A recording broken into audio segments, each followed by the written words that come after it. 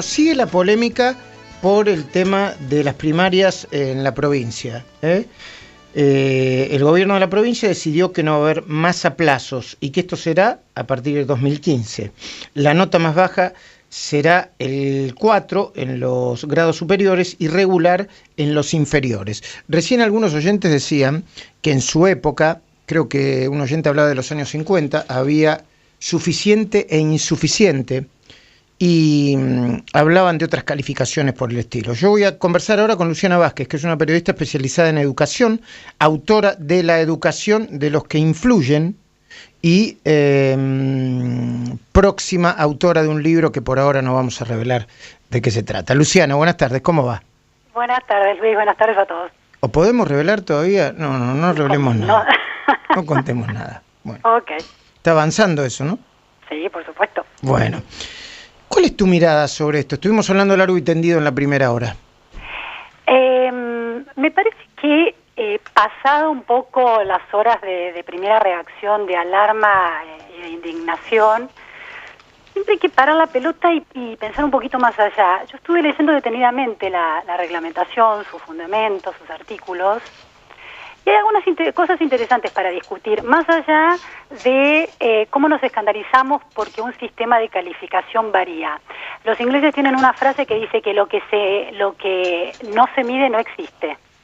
Entonces, la primera percepción es que si restamos de una escala numérica el 1, 2, 3, estamos dejando de medir alguna realidad. Si le estamos dejando de aportar a ese chico, a los padres de ese chico, a los maestros, al sistema, a la sociedad, algún tipo de información acerca del desempeño educativo de los chicos de primaria. El ministro de Educación de la Ciudad de Buenos Aires decía que era como esconder la inflación, o el índice de inflación, mejor dicho.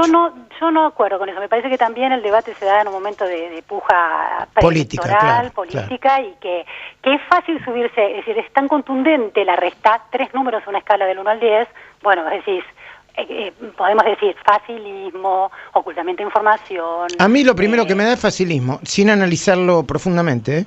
Mira, en un año, te diré que en un año, cuando esto sale en 2015, se instala en 2015 en las escuelas, al año los padres están interpretando ese 4 como un 1.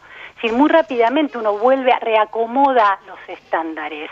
Entonces, yo pongo un poco en duda, más allá del alarme inicial, el impacto real sobre la calidad del aprendizaje de los chicos de la provincia de Buenos Aires. Los chicos de la provincia de Buenos Aires no están aprendiendo hoy de movida, aunque tengan 1, 2, 3, 4 hasta el 10. Han tenido 20 días de paro, eso impacta muchísimo más que cualquier calificación. Y por otro lado me parece que ha transparentado, lo que hace es transparentar políticas no explicitadas, pero practicadas, que de no poner bajas calificaciones, dejar pasar de grado. Hay una serie de quejas sostenidas de los maestros y directivos del sistema escolar en general y de la provincia de Buenos Aires en particular, acerca de ese tipo de visiones que ellos no pueden decir que figuran en una reglamentación escrita, pero que o los supervisores se las comentan, o sea, está como la cultura instalada de la época. Entonces yo diría que no sé si es tan relevante. Perdón, Luciana, lo que vos me decís es que la cultura de la época, de la práctica real en educación en la provincia de Buenos Aires, también en el resto del país, pero digamos en este caso en la provincia de Buenos Aires, es que los chicos no se vayan, que terminen el año y dejémosle pasar lo que le tenemos que dejar pasar. Totalmente, eso ya estaba pasando, eso ya estaba sucediendo. ¿No? Es un poco como el escándalo de este maestro hace poco, este directivo que dijo, bueno, como hubo paros, no sé qué, no pongamos bajas notas.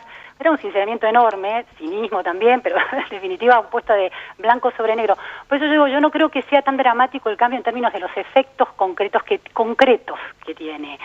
A mí me interesa mucho más, cuando uno lee el documento, son mucho más interesantes los argumentos. Porque hay 2 tipos de argumentos en el documento. Uno son argumentos cognitivos pedagógicos, que son muy atendibles en el sentido de que una de las... ¿Por qué aprende un chico? ¿No? La neurociencia está dando cada vez más precisiones de cómo funciona el cerebro de un chico que aprende en la primaria. Y la psicología cognitiva, la psicología de la evolución de los aprendizajes ha crecido mucho en cuanto a la evidencia que tiene para acompañar a los chicos en el aprendizaje. Y el documento sostiene, no digo que yo esté de acuerdo ni que se derive de esos argumentos la decisión final de ese documento. Digo que sería mucho más rico escuchar al ministro Bullrich, escuchar a los otros partidos de la oposición.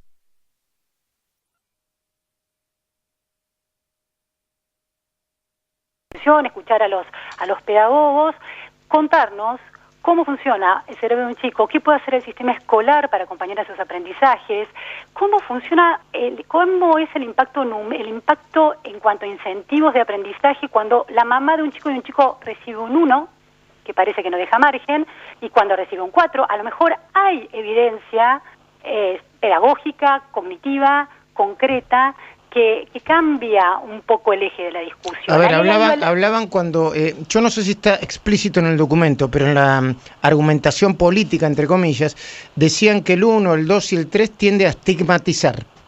En el documento no habla de estigmatizar, el documento habla de acompañamiento pedagógico de los chicos, que no interpretar las diferencias de evaluaciones como déficit. Tiene una serie de consideraciones interesantes para discutir. Yo no estoy diciendo que sean, que uno tenga que ascribir a eso y que de eso se deriven todas estas resoluciones concretas. Lo que digo es que hay un debate pedagógico que no se está dando y que el primer acortamiento del argumento es, están ocultando información. Digamos que hay alguna cuestión pedagógica interesante, más allá del debate político, de Nora de Lucía, de Scioli, etcétera, etcétera. Es decir, yo creo que ahí hay algo interesante para discutir.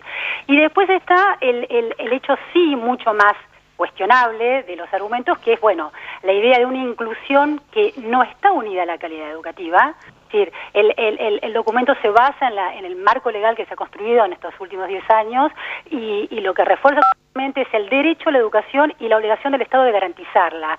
Pero es una interpretación bastante acotada, es en términos de permanencia en el sistema.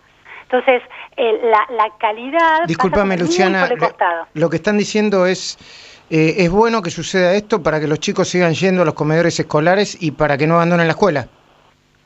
El argumento es un argumento de este tipo, el Estado durante muchos años se concibió que la educación era una obligación de los individuos, cuando las escuelas secundarias eran restrictivas y había que dar examen para entrar, y ahora la idea es que el Estado tiene obligaciones con los ciudadanos y debe garantizar a los niños de primaria que ingresen al sistema, debe garantizar todas las herramientas pedagógicas para que se queden. En la práctica se trata de una inclusión a toda costa. Eso es para mí es lo más cuestionable de todo el documento y lo más cuestionable de la decisión de acortar la escala de calificaciones, de facilitar la promoción aunque tengan previas, es como una muestra representativa de un sistema de ideas que no ha contribuido a mejorar la calidad educativa de la Argentina ni la inclusión, porque los niveles de exclusión en la escuela secundaria son muy altos. Es decir, la misma cantidad de chicos que va a la primaria no es la cantidad de chicos que entra al secundario. Claro que sí. Cae rotundamente. Entonces,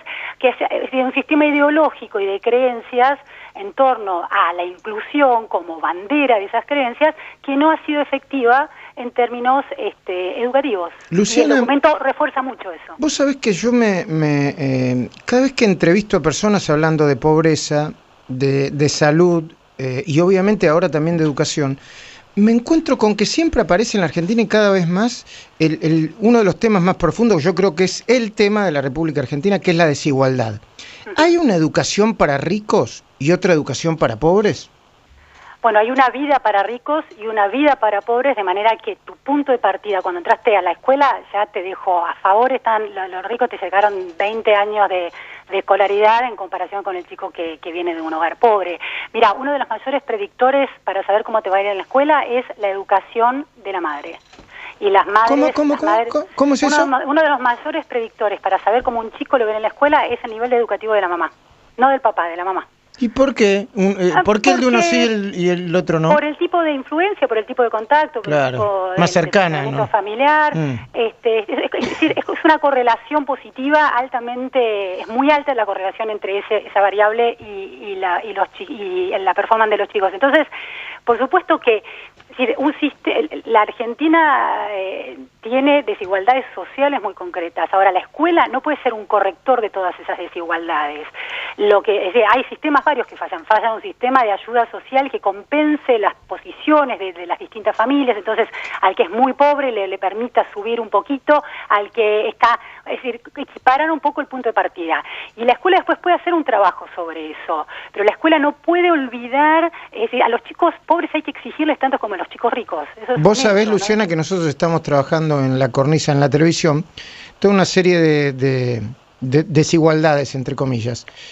y estamos empezando a trabajar despacito y con cuidado con las desigualdades en la educación. Vos sabés que no se puede ni empezar a laburar. ¿Por qué? Y porque vas a una escuela de la provincia de Buenos Aires y te encontrás con que no hay clase día por medio, o sea, es que el contraste es muy fuerte, ¿eh? Y acá nomás, en la provincia de Buenos Aires, pública y en una privada, pero no una privada de una cuota de 15.000 pesos, una privada de mediana, digamos. Sí, sí, sí.